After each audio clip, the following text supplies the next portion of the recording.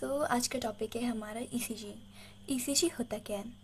ECG यानी electrocardiogram एक test होता है मेज़र करने के लिए इलेक्ट्रिकल एक्टिविटी हार्ट की। ठीक है, और ये बताने के लिए जो हमारा हार्ट है प्रॉपर्ली फंक्शन कर रहा है, प्रॉपर्ली वर्क कर रहा है या नहीं कर रहा है। ठीक है, ये रिकॉर्ड करता है हमारा हार्ट रिदम के बारे में, उसकी एक्टिविटी, और एक मूविंग स्ट्रिप ऑफ पेपर में ईज़िली हमारा अंडरस्टैंड करता है, डिटरमाइन करता है, जिससे हम बता सके, डायग्नोस कर सके हार्ट डिजीज़ और जो भी एबनॉर्मलिटी है कार्डियक की। ठीक है, ये रिकॉर्डेड पेपर में रिकॉर्ड होते हैं। रिकॉर्डेड पेपर यानी ऐसा सिमिलर काइंड ऑफ दिस ऐसा दिखता है। इसमें क्या होता है, स्क्वायर्स होते हैं हमारे पास और ये वेव होती है। ठीक है, इस वेव के बारे में हम पढ़ेंगे आगे, तो अभी यही समझ लो, ये इसे हम कहते हैं, इस पेपर जो रिकॉर्डेड पेपर है इसे हम कहते हैं इलेक्ट्रोकार्डियोग्राम।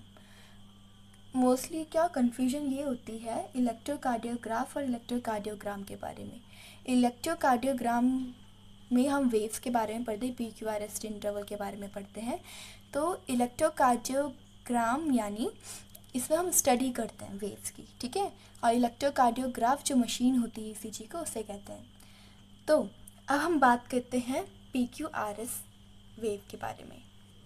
PQRS वेव होती क्या है? ये हमारे पास नॉर्मल वेव है जो हमारी ECG में शो होती है। एबनॉर्मल भी होती है, पर हम नॉर्मल के बारे में स्टडी करेंगे, तब जनरलाइज करेंगे स्टेप बाय स्टेप एबनॉर्मलिटी के बारे में भी। ठीक है, जैसे कि हमें पता है हमारे जो हार्ट है उसमें 4 चैम्बर होते हैं, 2 एट्रियम और 2 वेंट्रिकल। ठीक है, तो हम बात करते हैं हमारी PQRST वेव के बारे में। जो P वेव होती है इसमें होता क्या है, इसे हम कहते हैं एट्रियल डीपोलराइजेशन। एट्रियल डीपोलराइजेशन यानी P वेव।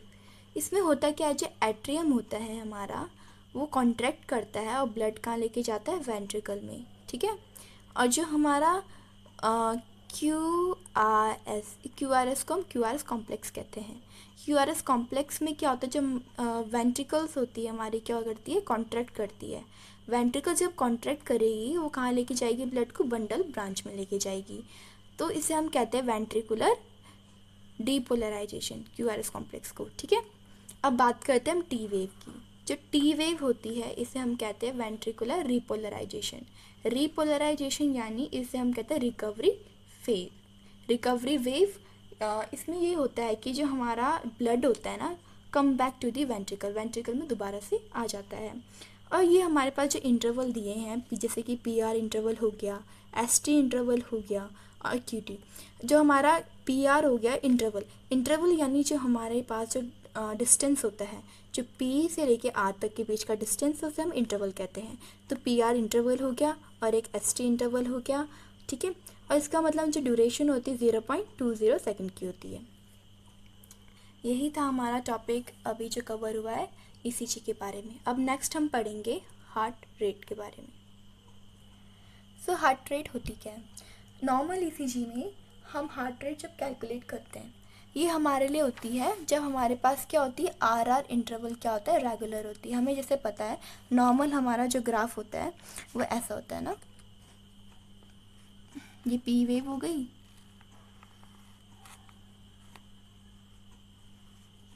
ये P वेव हो गई, ये क्या हो गई, QRS और ये T।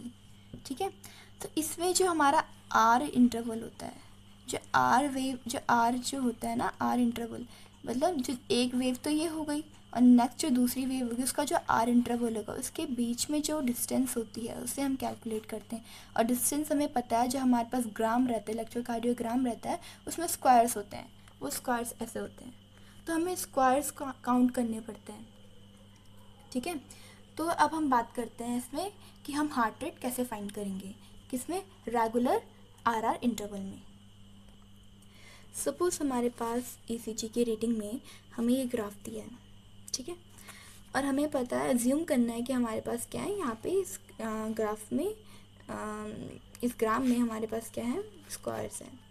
तो जो स्क्वायर हो गए, तो इसमें हम RR इंटरवल देखेंगे। सपोज एक वेव ये रही और एक वेव ये रही, इसके बीच में जो स्क्वायर्स है वो कितने हैं, 4 है। काउंट कर लेते हैं, 1 2 3 4।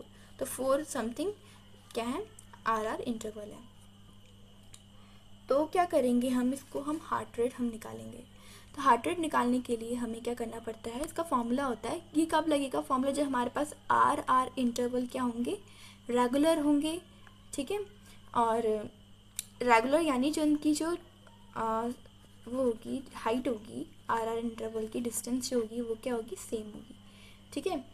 तो हार्ट रेट का फॉर्मूला ये होता है 300 divided by number of large square in one interval, in one R interval. तो हम बात करते हैं, जैसे हमारे पास सपोज 300 हमें दे रखा है, ऑब्वियसली ये जो फॉर्मूला है उसे हम पुट करेंगे, और जो आर इंटरवल की जो ड्यूरेशन है, इंटरवल की जो बीच में जो स्क्वायर है उसे काउंट करेंगे, 1 2 3 4 समथिंग 4 स्क्वायर है, ठीक है। तो उसको हम डिवाइड कर लेंगे, तो हमारा आंसर आ जाएगा 75 बीट पर मिनट। तो ये हमारी कैलकुलेट होती है हार्ट रेट, किसमें, in case of regular R interval. अब हमारे पास सेकंड कंडीशन आती है जिसमें हम क्या करेंगे, इरेगुलर आर इंटरवल में हार्ट रेट कैसे कैलकुलेट करेंगे वो पढ़ेंगे। ये जो ग्राफ आपको दिख रहा है ये इरेगुलर आर इंटरवल का है। इरेगुलर आर इंटरवल यानी देखो इसमें जो आर है, कोई स्मॉल हाइट है किसी की लार्ज है ना, तो मतलब डिफरेंस है इनकी, अनइक्वल है ये, ठीक है। तो इसमें क्या होता है, स्ट्रिप्स होती है 6 सेकंड की जो इरेगुलर होती है, 1 से लेके 6 सेकंड तक स्ट्रिप्स होती है। तो इसमें क्या होता है, जितने भी हमारे आर इंटरवल है उसे हम काउंट करते हैं, सपोज 1 2 3 4 5 6 है। तो उसकी हार्ट रेट कैसे निकालेंगे हम, हार्ट रेट निकालने के लिए हम क्या कहते हैं, जो क्यू आर कॉम्प्लेक्स होता है, 6 क्यू आर कॉम्प्लेक्स में पता है ना, क्यू आर एस कॉम्प्लेक्स जो होते हैं 6, उनको 10 से हम क्या करते हैं, मल्टीप्लाई कर देते हैं। जब 10 से मल्टीप्लाई कर देते तो हमारा आंसर क्या आता है, 6। अगर 6 को 10 से मल्टीप्लाई 60 बीट पर मिनट आ जाएगा। अगर जो हमारा क्यू आर कॉम्प्लेक्स सेम नहीं होते हैं सेम लेवल में, तब हम ये वाला फॉर्मूला अप्लाई करते हैं।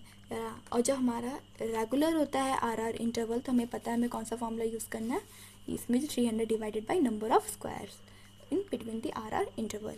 और जब हमारे पास इरेगुलर दिया रहेगा आर इंटरवल, तो हमें क्या करना पड़ता है, 6 से इंटू करना, मतलब जितने भी हमारे आर इंटरवल हैं क्यू आर एस के, तो उसको कैलकुलेट करके हमें क्या करना है, इरेगुलर आर इंटरवल फाइंड करना है।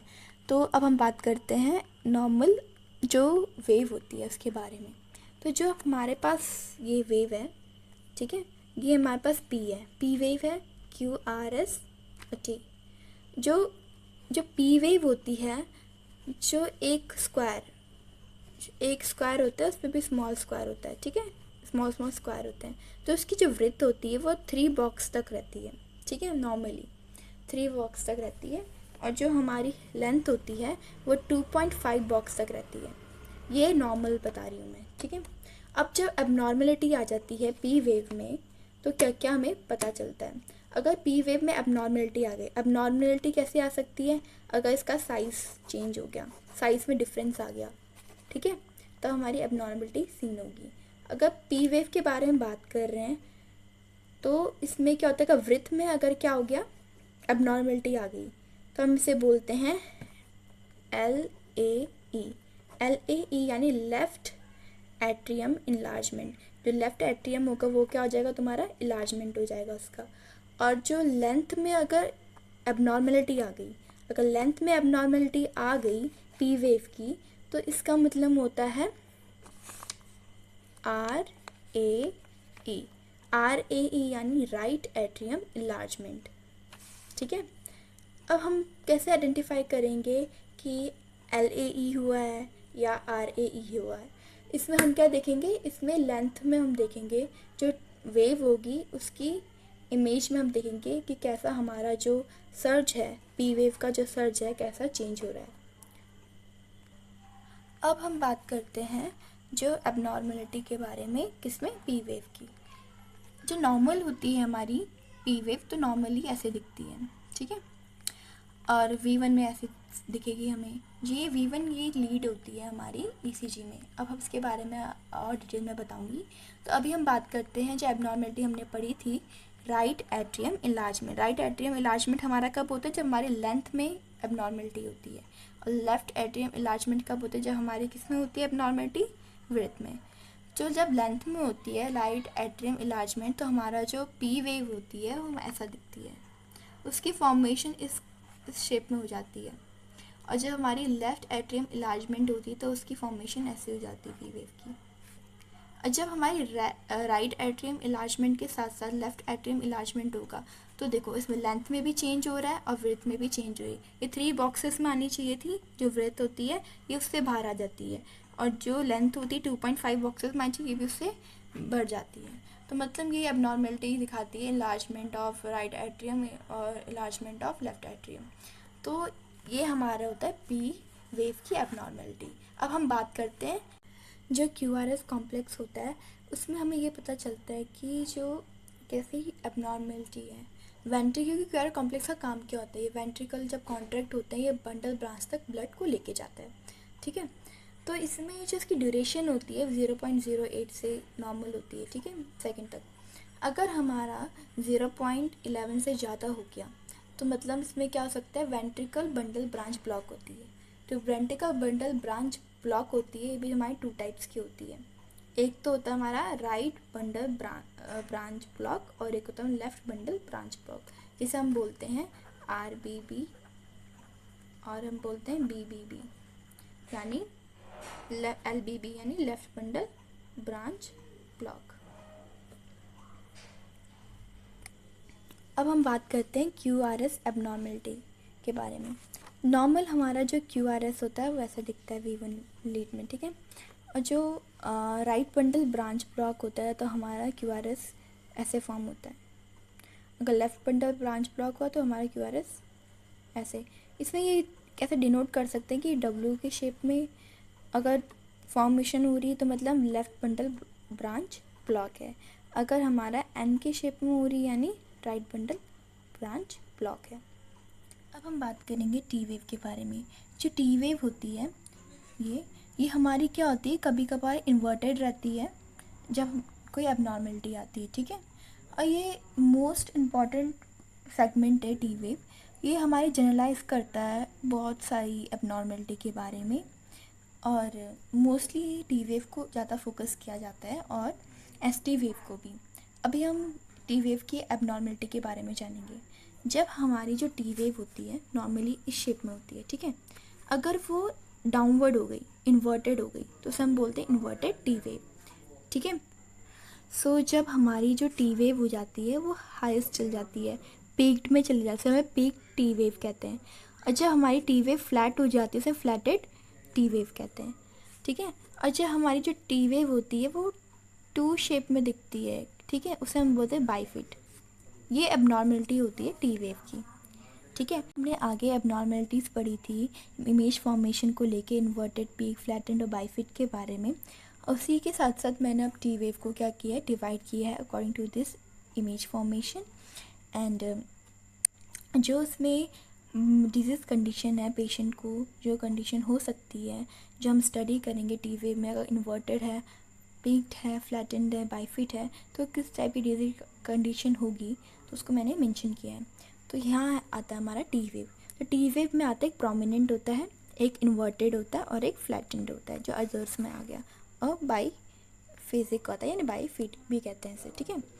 अब हम बात करते हैं प्रोमिनेंट अगर दिख रही है हमें टी वेव, ठीक है, तो उसमें क्या होगा? तुम्हारा हाइपर कैलेमिया होगा, उसे बिनाइंग अर्ली रिपोलराइजेशन हो सकता है। अब बंडल ब्रांच ब्लॉक होगा, और लेफ्ट वेंट्रिकुलर हाइपरट्रॉफी ये उस कंडीशन में दिखेगी। और अगर इन्वर्टेड टी वेव हुई, इन्वर्टेड टी वेव मतलब डाउनवर्ड, ठीक है, इन्वर्टेड टी वेव होगी तो ये हमें बताता है पहला सिग्निफिकेंस रीज़न क्या है इसका? उस पेशेंट को एक्यूट MI अटैक हो सकता है, यानी मायोकार्डियल इन्फेक्शन हो सकता है। और अगर 2 से लेकर 3 आवर्स की ड्यूरेशन में उसकी टी वेव, उस पेशेंट की टी वेव अगर इन्वर्टेड दिख रही है तो उससे क्या हो सकता है? एक्यूट मायोकार्डियल इन्फेक्शन अटैक आ सकता है, ठीक है।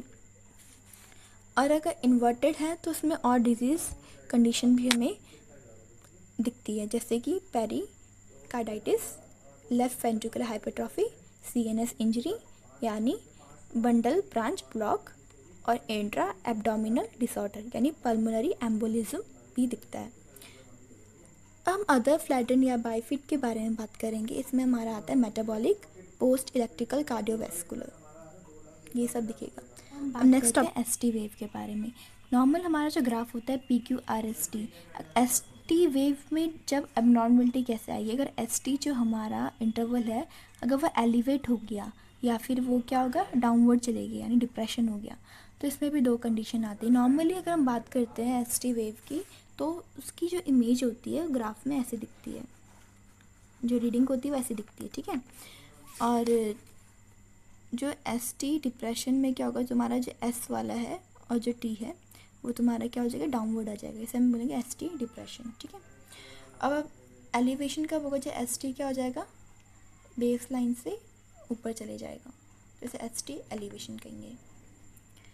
ये सब आपको इलेक्ट्रोकार्डियोग्राम में ये कंडीशन दिखेंगी। इस एबनॉर्मलिटी को हम किससे दिखेंगे, जो ये वेव की जो रीडिंग्स हैं इसको स्टडी करके।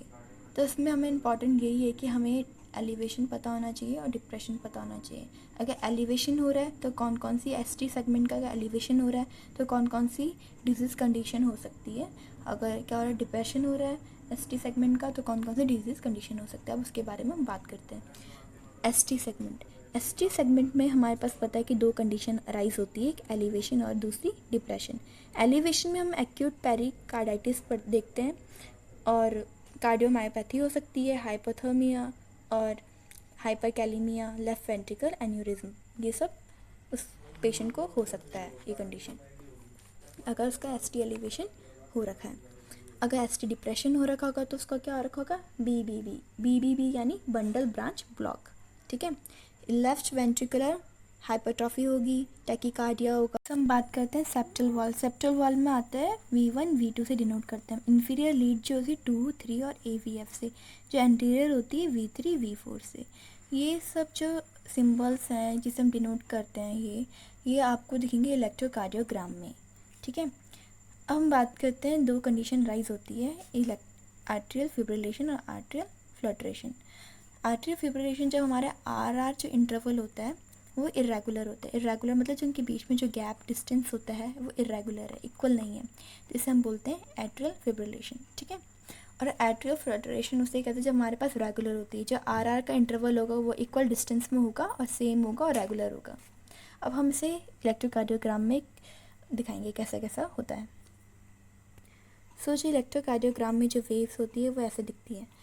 जो ये ऐसा जो बना है इसे हम कहते हैं ECG स्टैंडर्डाइजेशन। जो ये इमेज ऐसी बनी है इसे कहते हैं ECG स्टैंडर्डाइजेशन। और जो अब हम बात करते हैं इसमें आर इंटरवल दिख रहे हैं अनइक्वल है इसमें, तो ये कैसा हो गया, जिसमें अनइक्वल थी वो क्या था एट्रियल फिब्रिलेशन, और जिसमें इक्वल रहेंगे उसे कहेंगे एट्रियल फ्लटरेशन, ठीक है। प्रीवियसली हमने डिस्कस किया था एसटी सेगमेंट के बारे में। जब एसटी सेगमेंट एलिवेट हो जाता है, जैसे इस ग्राफ में हमें क्या दिख रहा है यहाँ पे जो प्रीवियसली हमने एसटी सेगमेंट के बारे में डिस्कस किया था। जो एसटी सेगमेंट अगर एलिवेट हो रहा है तो उस पेशेंट को कौन सी कंडीशन हो सकती है, उसे हो सकता है MI यानी हाइपरकैलेमिया भी हो सकता है, ठीक है। और ये कंडीशन हमारी कवर हो गई है। यहाँ पे भी दिख रहा है कि एसटी क्या होगा डाउनवर्ड हो जाएगा, डिप्रेशन होगा तो उससे क्या होगा हाइपोकैलेमिया यानी क्रॉनिक स्टेबल एंजाइना। तो जैसे कि इस इलेक्ट्रोकार्डियोग्राम में जो PQRS है अनइक्वल बन रहा है, ठीक है। जो RR इंटरवल है वो क्या है अनइक्वल है, तो ये कौन से कंडीशन में होगा, या फिर उस पेशेंट को क्या होगा एट्रियल फिब्रिलेशन होगा, मल्टीफोकल एट्रियल टैकीकार्डिया होगा। समटाइम्स जो पेशेंट होता है उसकी जो वेव रीडिंग होती है उसमें PQRS फॉर्म हो तो रहा है, बीच बीच में क्या होती है मिस्ड हो जाती है, सिंपल लाइन आ जाती है, ठीक है। तो उसमें क्या हो जाती है हमारी बीट क्या हो जाती है मिस्ड हो जाती है। उस कंडीशन को हम कहते हैं सेकंड डिग्री हार्ट ब्लॉक, ये दिखता है, ठीक है। और अगर हमारा जो R है वो अगर सेम इंटरवल में रहेगा तो उसे हम कहते हैं नॉर्मल साइनस रिदम,